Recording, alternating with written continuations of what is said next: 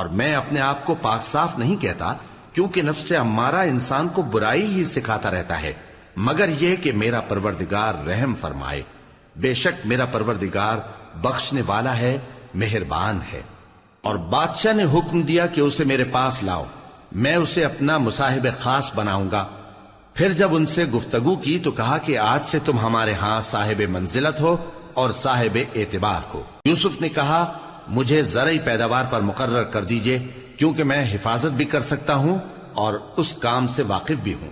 اس طرح ہم نے یوسف کو ملک مصر میں جگہ دی اور وہ اس ملک میں جہاں چاہتے تھے رہتے تھے۔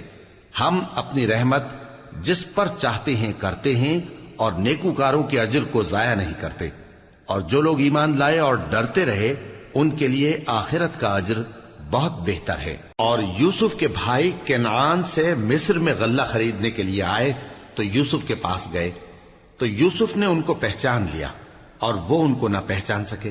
اور جب یوسف نے ان کے لیے ان کا سامان تیار کر دیا تو کہا کہ پھر آنا تو جو باپ کی طرف سے تمہارا ایک اور بھائی ہے اسے بھی میرے پاس لیتے آنا۔ کیا تم نہیں دیکھتے کہ میں ناب بھی پوری پوری دیتا ہوں اور مہمانداری بھی خوب کرتا ہوں؟ اب اگر تم اسے میرے پاس نہ لاؤ گے تو نہ تمہیں میرے ہاں سے غلہ ملے گا اور نہ تم میرے پاس ہی آ سکو گے۔ انہوں نے کہا کہ ہم اس کے بارے میں اس کے والد کو پھسلائیں گے اور ہم یہ کام کر کے رہیں گے۔ اور یوسف نے اپنے خدام سے کہا کہ ان کا سرمایہ یعنی غلے کی قیمت ان کے سامان میں رکھ دو۔ عجب نہیں کہ جب یہ اپنے اہل و عیال میں جائیں تو اسے پہچان لیں، اور عجب نہیں کہ یہ پھر یہاں آئے۔ بس جب وہ اپنے والد کے پاس واپس گئے تو کہنے لگے کہ ابا ہمارے لیے غلے کی بندش کر دی گئی ہے، تو ہمارے ساتھ ہمارے بھائی کو بھیج دیجئے تاکہ ہم پھر غلہ لائیں اور ہم اس کے نگہبان ہیں۔ یعقوب نے کہا کہ میں اس کے بارے میں تمہارا اعتبار نہیں کرتا، مگر ویسا ہی جیسا پہلے اس کے بھائی کے بارے میں کیا تھا، سو اللہ ہی بہتر نگہبان ہے اور وہ سب سے زیادہ رحم کرنے والا ہے۔ اور جب انہوں نے اپنا اسباب کھولا تو دیکھا کہ ان کا سرمایہ واپس کر دیا گیا ہے۔ کہنے لگے ابا ہمیں اور کیا چاہیے؟ دیکھیے یہ ہماری پونجی بھی ہمیں واپس کر دی گئی ہے، اور ہم اپنے اہل و عیال کے لیے پھر غلہ لائیں گے اور اپنے بھائی کی نگہبانی کریں گے، اور ایک بار شتر زیادہ لائیں گے کہ یہ غلہ جو ہم لائے ہیں تھوڑا ہے۔ یعقوب نے کہا کہ جب تک تم اللہ کا عہد نہ دو کہ اس کو میرے پاس صحیح و سالم لے آؤ گے، میں اسے ہرگز تمہارے ساتھ نہیں بھیجنے کا، مگر یہ کہ تم گھیر لیے جاؤ یعنی بے بس ہو جاؤ تو مجبوری ہے۔ پس جب انہوں نے والد کو اپنا قول دیا تو یعقوب نے کہا کہ جو قول و قرار ہم کر رہے ہیں اس کا اللہ ضامن ہے، اور فرمایا کہ اے میرے بیٹو ایک ہی دروازے سے داخل نہ ہونا بلکہ جدا جدا دروازوں سے داخل ہونا، اور میں اللہ کی تقدیر کو تو تم سے روک نہیں سکتا، بے شک حکم اللہ ہی کا ہے، میں اسی پر بھروسہ رکھتا ہوں، اور اہل توکل کو اسی پر بھروسہ رکھنا چاہیے۔ اور جب وہ ان مقامات سے داخل ہوئے جہاں جہاں سے داخل ہونے کے لیے ان کے والد نے ان سے کہا تھا، تو وہ تدبیر اللہ کے حکم کو ذرا بھی ٹال نہیں سکتی تھی۔ ہاں وہ یعقوب کے دل کی خواہش تھی جو انہوں نے پوری کی تھی، اور بے شک وہ صاحب علم تھے، کیونکہ ہم نے ان کو علم سکھایا تھا، لیکن اکثر لوگ نہیں جانتے۔ اور جب وہ لوگ یوسف کے پاس پہنچے تو یوسف نے اپنے حقیقی بھائی کو اپنے پاس جگہ دی اور کہا کہ میں تمہارا بھائی ہوں، تو جو سلوک یہ ہمارے ساتھ کرتے رہے ہیں اس پر افسوس نہ کرنا۔ پھر جب ان کا اسباب تیار کر دیا تو اپنے بھائی کے تھیلے میں آپ خورا رکھ دیا۔ پھر جب وہ آبادی سے باہر نکل گئے تو ایک پکارنے والے نے آواز دی کہ قافلے والو تم تو چور ہو۔ وہ ان کی طرف متوجہ ہو کر کہنے لگے کہ تمہاری کیا چیز کھوئی گئی ہے؟ وہ بولے کہ بادشاہ کا کٹورا کھویا گیا ہے، اور جو شخص اس کو لے کے آئے اس کے لیے ایک بار شتر انعام، اور میں اس کا ضامن ہوں۔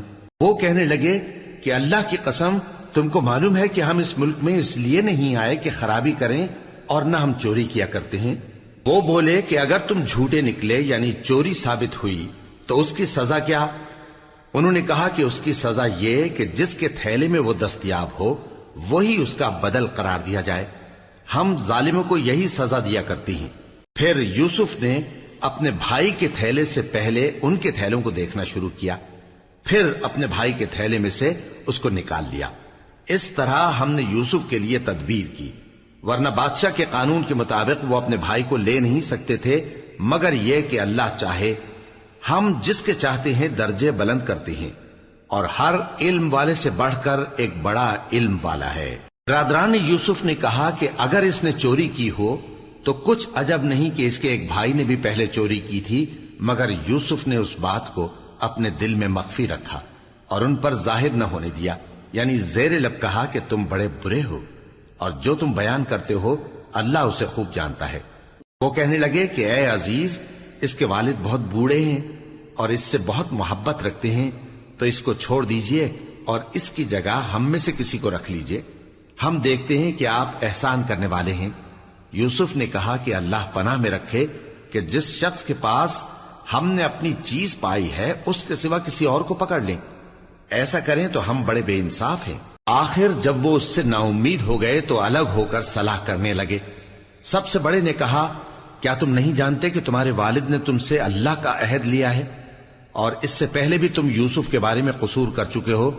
تو جب تک والد صاحب مجھے اجازت نہ دیں میں تو اس جگہ سے ہلنے کا نہیں، یا اللہ میرے لیے کوئی فیصلہ کرے، اور وہ سب سے بہتر فیصلہ کرنے والا ہے۔ تم سب والد صاحب کے پاس واپس جاؤ اور کہو کہ ابا، آپ کے صاحبزادے نے وہاں جا کر چوری کی، اور ہم نے تو اپنی دانست کے مطابق آپ سے اس کے لے آنے کا عہد کیا تھا، مگر ہم غیب کی باتوں کے جاننے اور یاد رکھنے والے تو نہیں تھے، اور جس بستی میں ہم ٹھہرے تھے وہاں سے، یعنی اہل مصر سے، اور جس قافلے میں آئے ہیں اس سے دریافت کر لیجئے، اور ہم اس بیان میں بالکل سچے ہیں۔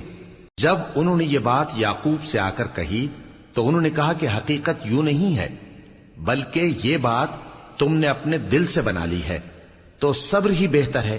عجب نہیں کہ اللہ ان سب کو میرے پاس لے آئے، بے شک وہ علم والا ہے، حکمت والا ہے۔ اور ان کے پاس سے چلے گئے اور کہنے لگے کہ ہائے افسوس یوسف پر، ہائے افسوس، اور رنج و الم میں ان کی آنکھیں سفید ہو گئیں اور ان کا دل غم سے بھر رہا تھا۔ بیٹے کہنے لگے کہ واللہ آپ تو یوسف کو اسی طرح یاد ہی کرتے رہیں گے یہاں تک کہ آپ گھل جائیں گے یا جان ہی دے دیں گے۔ انہوں نے کہا کہ میں تو اپنے غم و اندوہ کا اظہار اللہ سے کرتا ہوں، اور اللہ کی طرف سے وہ باتیں جانتا ہوں جو تم نہیں جانتے۔ اے بیٹو، یوں کرو کہ ایک دفعہ پھر جاؤ اور یوسف اور اس کے بھائی کو تلاش کرو، اور اللہ کی رحمت سے نا امید نہ ہونا کہ اللہ کی رحمت سے تو کافر لوگ ہی نا امید ہوا کرتے ہیں۔ پھر جب وہ یوسف کے پاس گئے تو کہنے لگے کہ اے عزیز، ہمیں اور ہمارے اہل و عیال کو بڑی تکلیف ہو رہی ہے، اور ہم یہ تھوڑا سا سرمایہ لائے ہیں، آپ ہمیں اس کے عوض پورا غلہ دے دیجئے اور ہم پر خیرات کیجئے کہ اللہ خیرات کرنے والوں کو ثواب دیتا ہے۔ یوسف نے کہا، تمہیں معلوم ہے کہ جب تم نادانی میں پھنسے ہوئے تھے تو تم نے یوسف اور اس کے بھائی کے ساتھ کیا کیا تھا؟ وہ بولے، کیا واقعی تم ہی یوسف ہو؟ انہوں نے کہا، ہاں میں یوسف ہوں، اور بن یامین کی طرف اشارہ کر کے کہنے لگے، یہ میرا بھائی ہے، اللہ نے ہم پر بڑا احسان کیا ہے۔ جو شخص اللہ سے ڈرتا اور صبر کرتا ہے تو اللہ نیکوکاروں کا اجر ضائع نہیں کرتا۔ وہ بولے، اللہ کی قسم، اللہ نے تم کو ہم پر فضیلت بخشی ہے اور بے شک ہم خطاکار تھے۔ یوسف نے کہا کہ آج کے دن تم پر کوئی ملامت نہیں، اللہ تم کو معاف کرے، اور وہ سب سے بڑھ کر رحم کرنے والا ہے۔ یہ میرا کرتا لے جاؤ، پھر اسے والد صاحب کے منہ پر ڈال دینا تو وہ بینا ہو جائیں گے، اور اپنے تمام اہل و عیال کو میرے پاس لے آؤ۔ اور جب قافلہ مصر سے روانہ ہوا تو ان کے والد کہنے لگے کہ اگر مجھ کو یہ نہ کہو کہ بوڑھا بہک گیا ہے تو مجھے تو یوسف کی بو آ رہی ہے۔ وہ بولے کہ واللہ آپ اسی قدیم غلطی میں مبتلا ہیں۔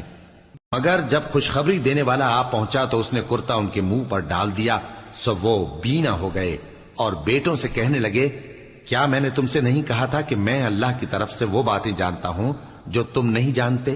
بیٹوں نے کہا کہ ابا، ہمارے لیے ہمارے گناہ کی مغفرت مانگیے، بے شک ہم خطاکار تھے۔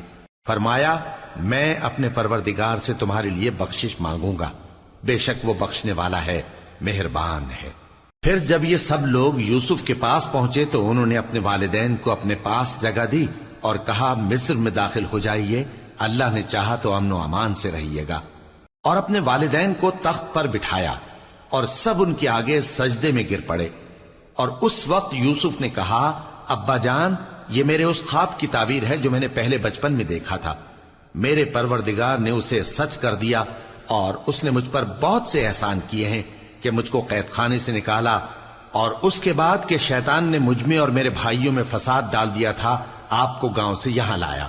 بے شک میرا پروردگار جو چاہتا ہے تدبیر سے کرتا ہے، وہ علم والا ہے، حکمت والا ہے۔ جب یہ سب باتیں ہو لیں تو یوسف نے اللہ سے دعا کی کہ اے میرے پروردگار، تو نے مجھ کو حکومت سے نوازا اور خوابوں کی تعبیر کا علم بخشا۔ اے آسمانوں اور زمین کے پیدا کرنے والے، تو ہی دنیا اور آخرت میں میرا کارساز ہے۔ تو مجھے دنیا سے اپنی اطاعت کی حالت میں اٹھائیو اور آخرت میں اپنے نیک بندوں میں داخل کیجو۔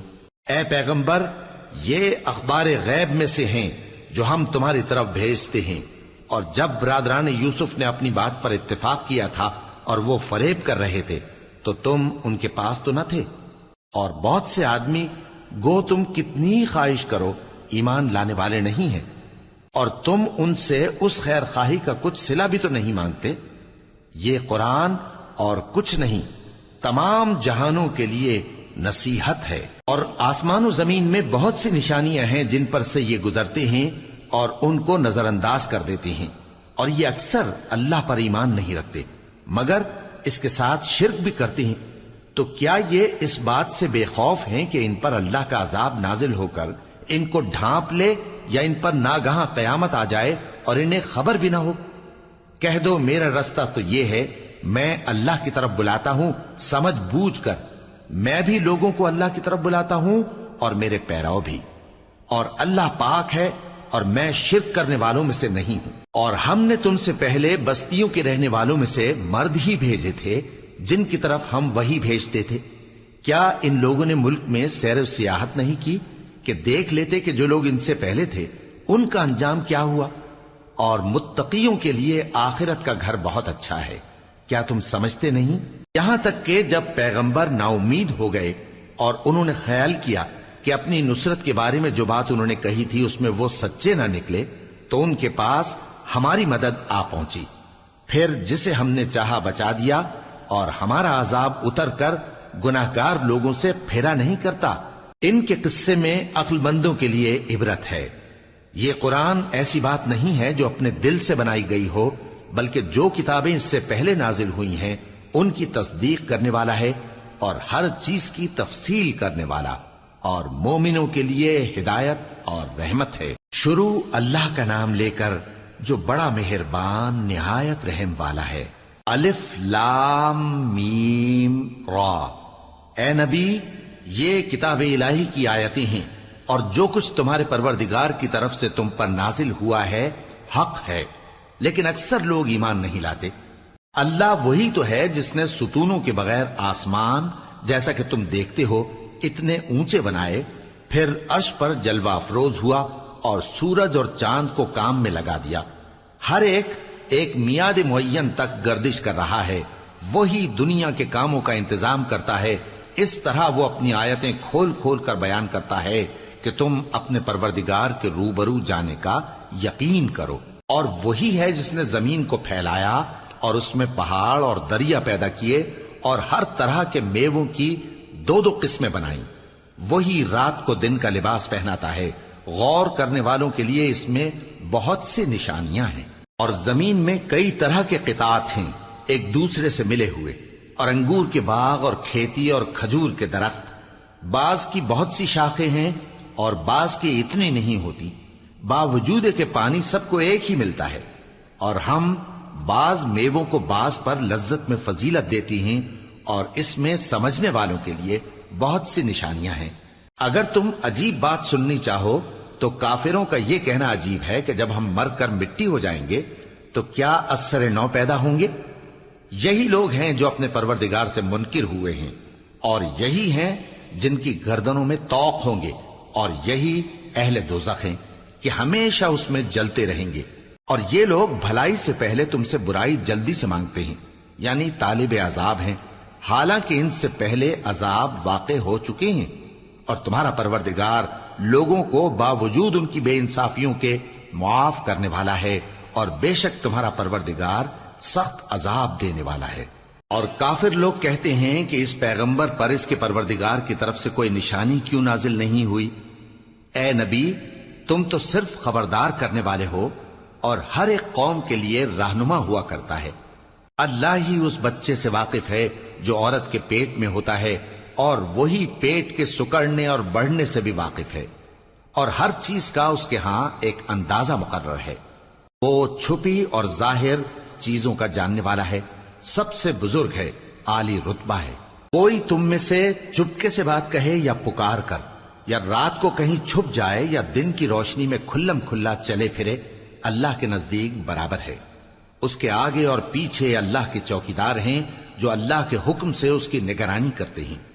اللہ اس نعمت کو جو کسی قوم کو حاصل ہے نہیں بدلتا جب تک کہ وہ اپنی حالت کو نہ بدلے، اور جب اللہ کسی قوم کے ساتھ برائی کا ارادہ کرتا ہے تو وہ پھر نہیں سکتی، اور اللہ کے سوا ان کا کوئی مددگار نہیں ہوتا۔ وہی تو ہے جو تم کو ڈرانے اور امید دلانے کے لیے بجلی دکھاتا اور بھاری بھاری بادل پیدا کرتا ہے، اور رعد اور فرشتے سب اس کے خوف سے اس کی تسبیح و تحمید کرتے رہتے ہیں۔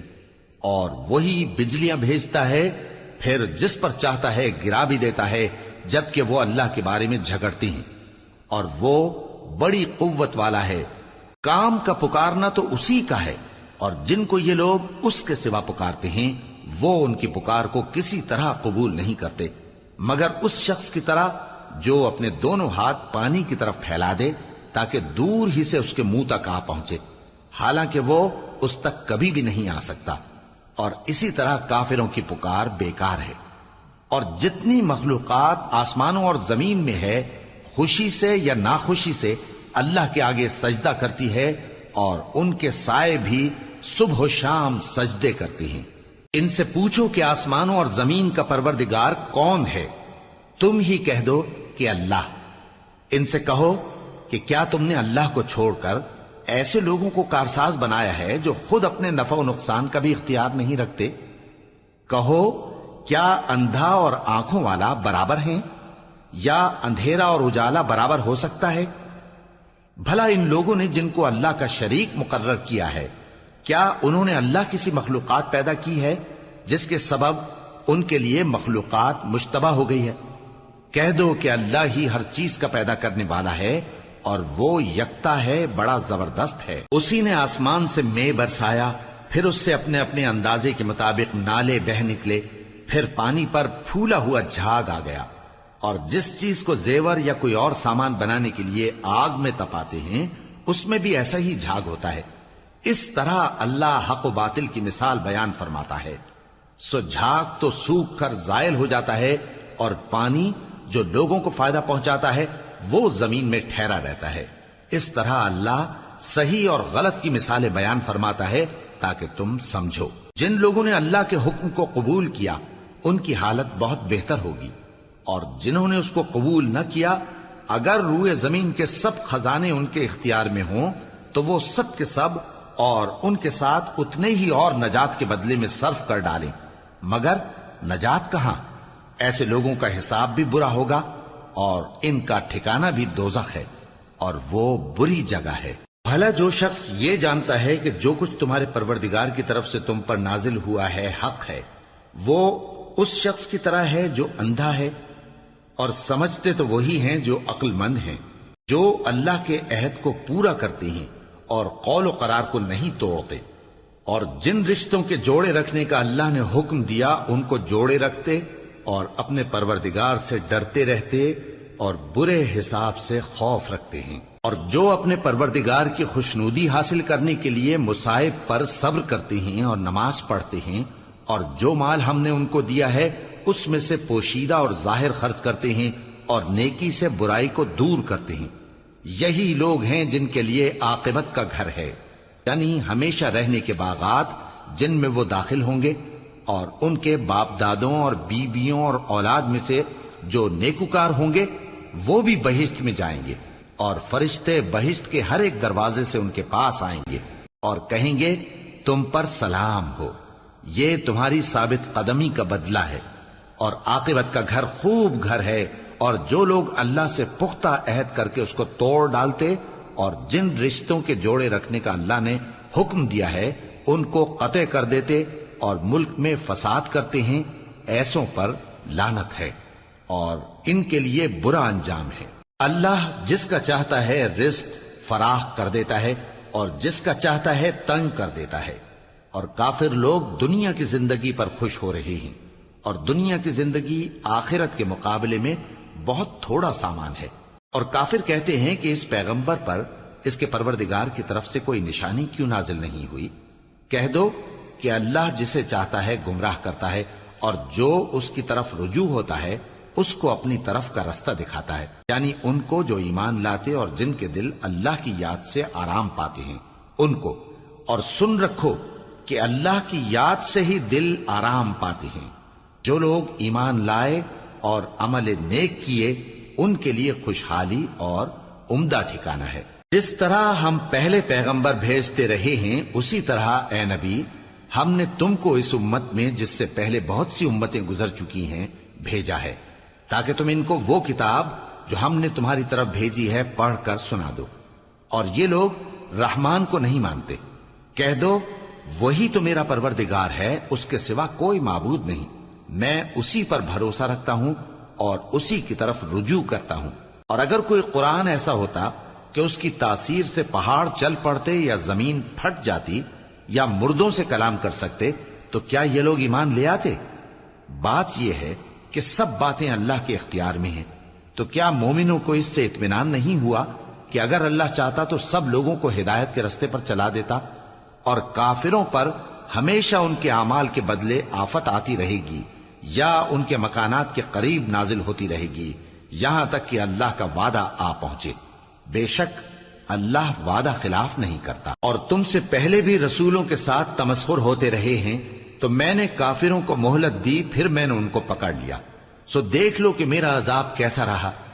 تو کیا وہ جو ہر شخص کے اعمال کا نگراں و نگہبان ہے وہ بتوں کی طرح بے علم و بے خبر ہو سکتا ہے؟ اور ان لوگوں نے اللہ کے شریک مقرر کر رکھے ہیں۔ ان سے کہو کہ ذرا ان کے نام تو لو۔ کیا تم اسے ایسی چیزیں بتاتے ہو جو روئے زمین پر ہیں اور اسے معلوم نہیں، یا تم لوگ محض سطحی بات کی تقلید کرتے ہو؟ اصل یہ ہے کہ کافروں کو ان کے فریب خوبصورت معلوم ہوتے ہیں اور وہ ہدایت کے رستے سے روک لیے گئے ہیں، اور جسے اللہ گمراہ رہنے دے اسے کوئی ہدایت کرنے والا نہیں۔ ان کو دنیا کی زندگی میں بھی عذاب ہے اور آخرت کا عذاب تو بہت ہی سخت ہے، اور ان کو اللہ کے عذاب سے کوئی بھی بچانے والا نہیں۔ جس جنت کا پرہیزگاروں سے وعدہ کیا گیا ہے اس کی شان یہ ہے کہ اس کے نیچے نہریں بہ رہی ہیں، اس کے پھل ہمیشہ باقی رہنے والے ہیں اور اس کے سائے بھی۔ یہ ان لوگوں کا انجام ہے جو متقی ہیں، اور کافروں کا انجام دوزخ ہے۔ اور جن لوگوں کو ہم نے کتاب دی ہے وہ اس کتاب سے جو تم پر نازل ہوئی ہے خوش ہوتی ہیں، اور بعض فرقے اس کی بعض باتیں نہیں بھی مانتے۔ کہہ دو کہ مجھ کو یہی حکم ہوا ہے کہ اللہ ہی کی عبادت کروں اور اس کے ساتھ کسی کو شریک نہ بناؤں، میں اسی کی طرف بلاتا ہوں اور اسی کی طرف مجھے لوٹنا ہے۔ اور اسی طرح ہم نے اس قرآن کو عربی زبان کا فرمان بنا کر نازل کیا ہے، اور اگر تم علم آ جانے کے بعد ان لوگوں کی خواہشوں کے پیچھے چلو گے تو اللہ کے سامنے کوئی نہ تمہارا مددگار ہوگا اور نہ کوئی بچانے والا۔ اور اے نبی ہم نے تم سے پہلے بھی پیغمبر بھیجے تھے اور ان کو بیویاں اور اولاد بھی دی تھیں، اور کسی پیغمبر کے اختیار کی بات نہ تھی کہ اللہ کے حکم کے بغیر کوئی نشانی لے آتا۔ ہر حکم قضا کتاب میں لکھا ہوا ہے۔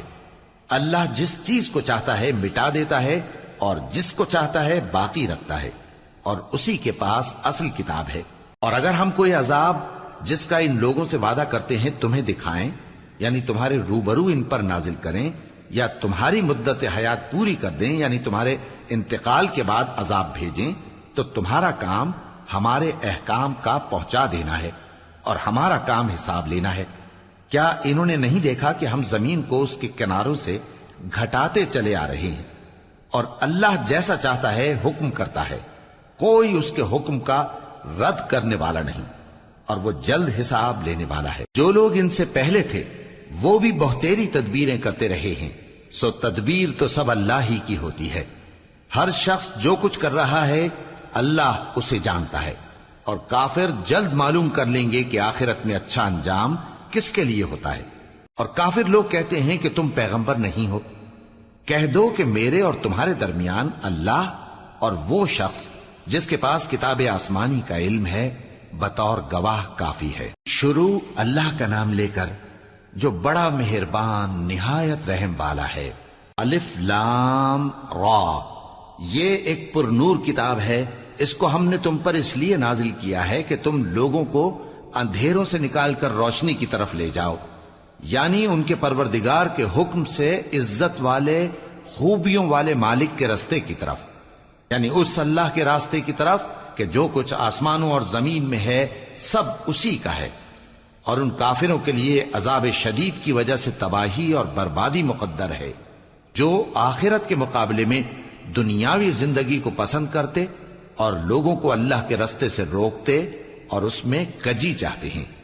یہ لوگ بڑے دور کی گمراہی میں ہیں، اور ہم نے کوئی پیغمبر نہیں بھیجا مگر وہ اپنی قوم کی زبان بولتا تھا تاکہ انہیں احکام الہی کھول کھول کر بتا دے۔ پھر اللہ جسے چاہتا ہے گمراہ رہنے دیتا ہے اور جسے چاہتا ہے ہدایت دیتا ہے، اور وہ غالب ہے، حکمت والا ہے۔ اور ہم نے موسیٰ کو اپنی نشانیاں دے کر بھیجا کہ اپنی قوم کو تاریکیوں سے نکال کر روشنی میں لے جاؤ اور ان کو اللہ کے دن یاد دلاؤ، اور اس میں ان لوگوں کے لیے جو صابر و شاکر ہیں نشانیاں ہیں۔ اور جب موسیٰ نے اپنی قوم سے کہا کہ اللہ نے جو تم پر مہربانیاں کی ہیں ان کو یاد کرو، جبکہ اس نے تم کو فرعون کی قوم سے رہائی بخشی، وہ لوگ تمہیں برے برے عذاب دیتے تھے اور تمہارے بیٹوں کو مار ڈالتے تھے اور تمہاری لڑکیوں کو زندہ رہنے دیتے تھے، اور اس میں تمہارے پروردگار کی طرف سے بڑی آزمائش تھی۔ اور جب تمہارے پروردگار نے تم کو آگاہ کیا کہ اگر شکر کرو گے تو میں تمہیں زیادہ دوں گا، اور اگر ناشکری کرو گے تو یاد رکھو کہ میرا عذاب بھی سخت ہے۔ اور موسیٰ نے صاف صاف کہہ دیا کہ اگر تم اور جتنے اور لوگ زمین میں ہیں سب کے سب ناشکری کرو تو بھی اللہ بے نیاز ہے، قابل تعریف ہے۔ بھلا تم کو ان لوگوں کے حالات کی خبر نہیں پہنچی جو تم سے پہلے تھے، یعنی نوح اور عاد اور سمود کی قوم اور جو ان کے بعد تھے، جن کا علم اللہ کے سوا کسی کو نہیں۔ جب ان کے پاس ان کے پیغمبر نشانیاں لے کر آئے تو انہوں نے اپنے ہاتھ ان کے منہوں پر رکھ دیے کہ خاموش رہو، اور کہنے لگے کہ ہم تو تمہاری رسالت کو تسلیم نہیں کرتے، اور جس چیز کی طرف تم ہمیں بلاتے ہو ہم کو اس میں بھاری شک ہے۔ ان کے پیغمبروں نے کہا، کیا تم کو اللہ کے بارے میں شک ہے جو آسمانوں اور زمین کا پیدا کرنے والا ہے؟ وہ تمہیں اس لیے بلاتا ہے کہ تمہارے گناہ بخشے اور ایک مدت مقرر تک تم کو مہلت دے۔ وہ بولے کہ تم تو ہمارے ہی جیسے آدمی ہو، تمہارا یہ منشا ہے کہ جن چیزوں کو ہمارے بڑے پوجتے رہے ہیں ان کے پوجنے سے تم ہمیں روک دو، تو اچھا کوئی کھلی دلیل لاؤ، یعنی معجزہ دکھاؤ۔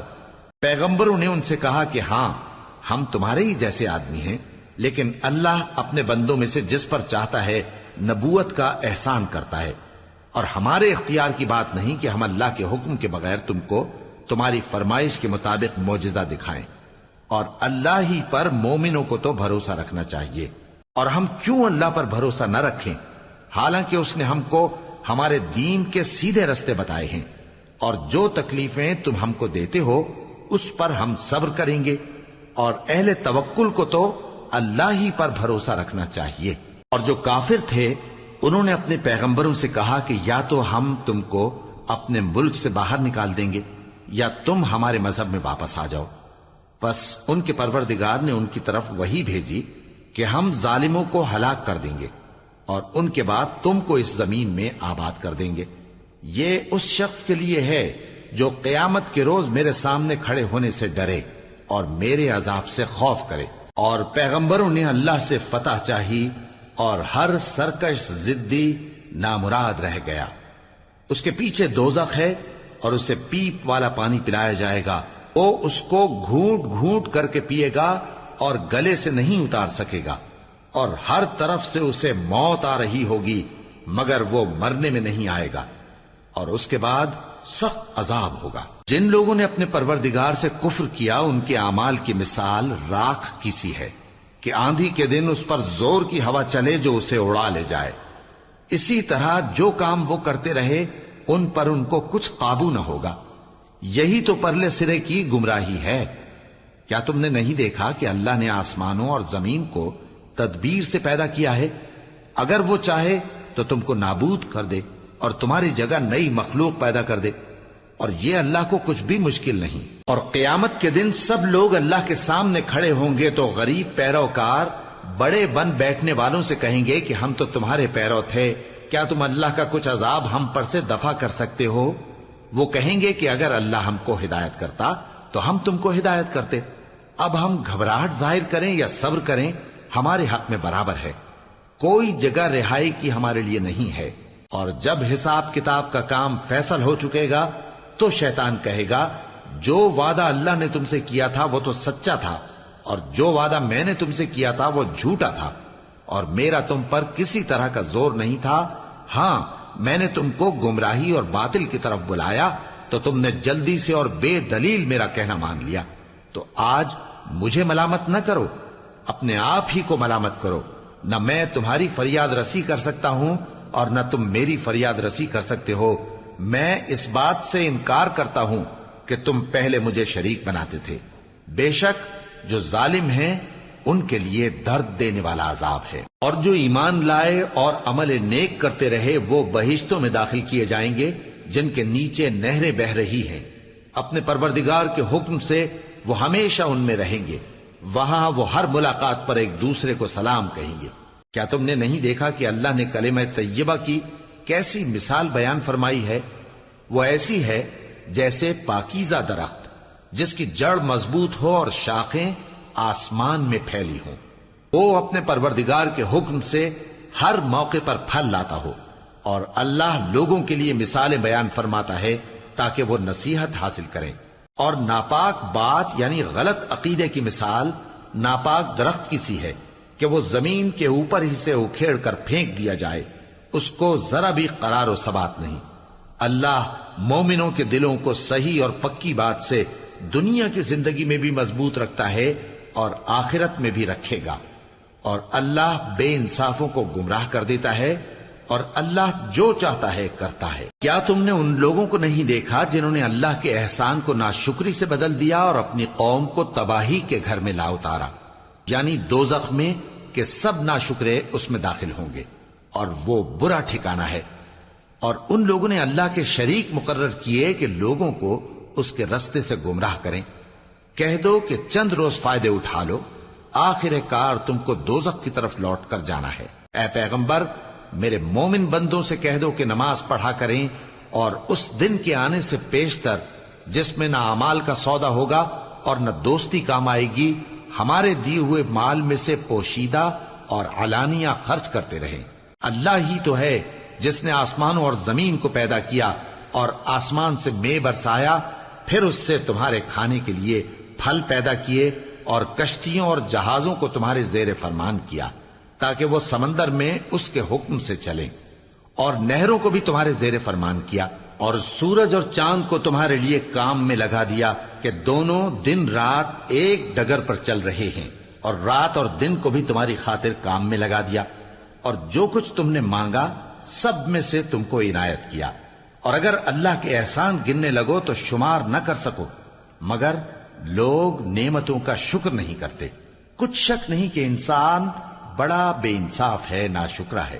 اور جب ابراہیم نے دعا کی کہ اے میرے پروردگار، اس شہر کو لوگوں کے لیے امن کی جگہ بنا دے، اور مجھے اور میری اولاد کو اس بات سے کہ بتوں کی پرستش کرنے لگیں بچائے رکھیو۔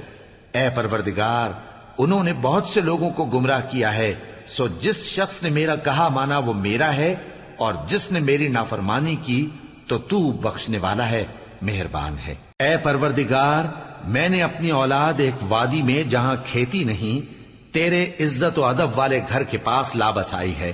اے پروردگار، تاکہ یہ نماز پڑھیں، سو تو لوگوں کے دلوں کو ایسا کر دے کہ ان کی طرف جھکے رہیں، اور ان کو میووں سے روزی دیتے رہنا تاکہ تیرا شکر کریں۔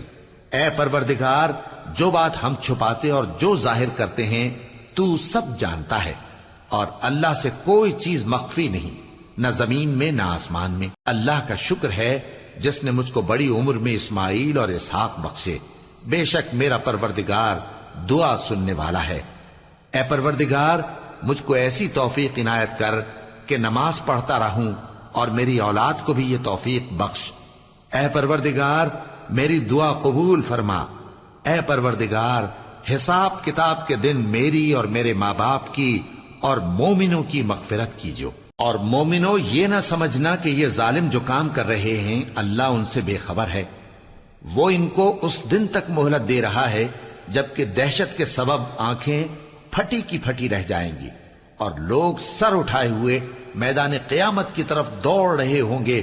ان کی نگاہیں خود اپنی طرف لوٹ نہ سکیں گی اور ان کے دل مارے خوف کے ہوا ہو رہے ہوں گے۔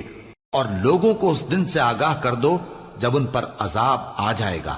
تب ظالم لوگ کہیں گے کہ اے ہمارے پروردگار، ہمیں تھوڑی سی مہلت عطا کر تاکہ ہم تیری دعوت توحید قبول کریں اور تیرے پیغمبروں کے پیچھے چلیں۔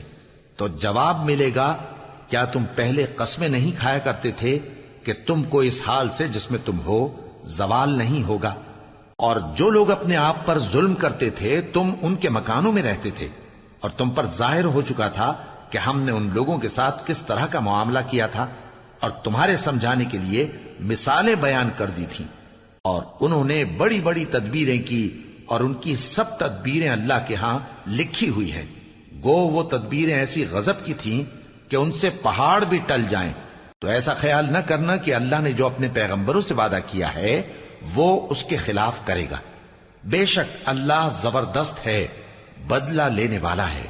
جس دن یہ زمین دوسری ہی زمین بنا دی جائے گی اور آسمان بھی بدل دیے جائیں گے اور سب لوگ اللہ کے سامنے نکل کھڑے ہوں گے، جو یکتا ہے بڑا زبردست ہے۔ اور اس دن تم گناہگاروں کو دیکھو گے کہ زنجیروں میں جکڑے ہوئے ہیں، ان کے کرتے تارکول کے ہوں گے اور ان کے چہروں کو آگ لپٹ رہی ہوگی، یہ اس لیے کہ اللہ ہر شخص کو اس کے اعمال کا بدلہ دے۔